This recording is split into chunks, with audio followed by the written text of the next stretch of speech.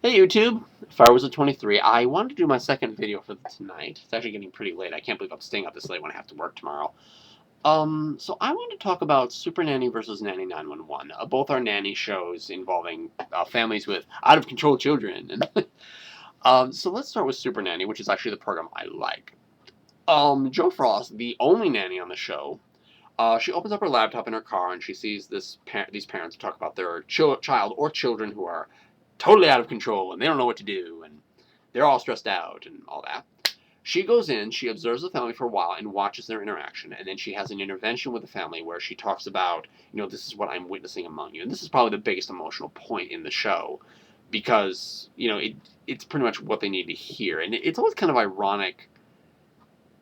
I think people kind of subconsciously know when they're doing something wrong. It's just they don't see another way to deal with it.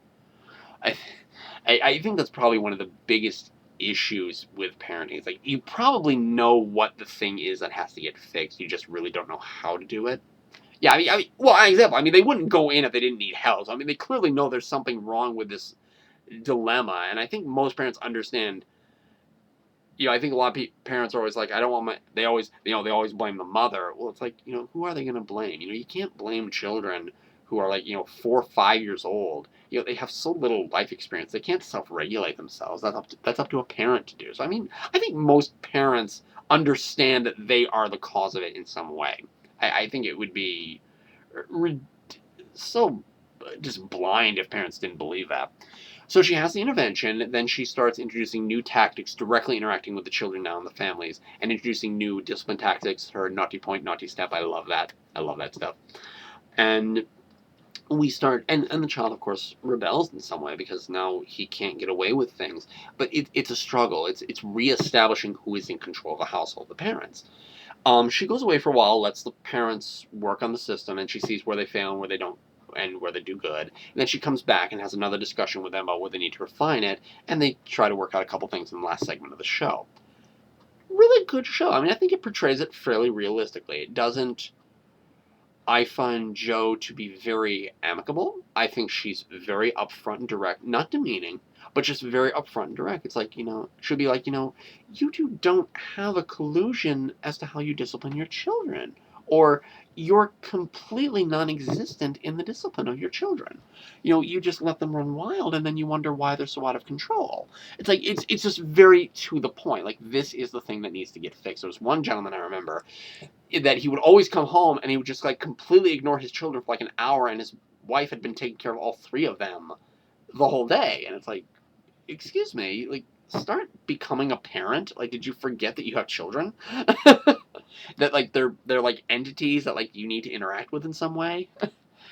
And I think it's good. I think there's a lot of redeeming quality with it. 9911. Oh, there is so much to laugh at about this show.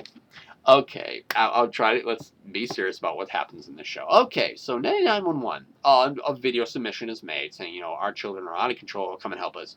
And then we go to Nanny Central, where there's a big television screen that shows the nannies, all the naughty children of the world.